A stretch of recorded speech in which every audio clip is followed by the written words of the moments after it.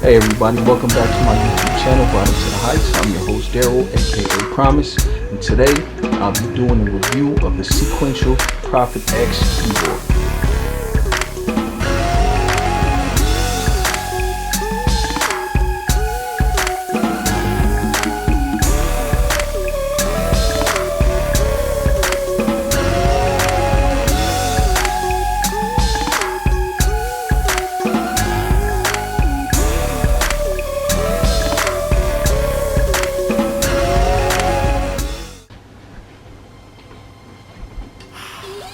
Hey everybody, welcome back. Thanks for tuning in. So today we'll be doing a demo review of the Sequential Prophet X keyboard. What is a Sequential Prophet X? It's a synthesizer. What makes it different from the rest of the synthesizers on the market? I'm going to show you in a minute. Today I'll be making a beat using some of the stock sounds only from here, and also I'll be showing you my favorite patches from the keyboard that's already built into it. So stick around, let's get to it.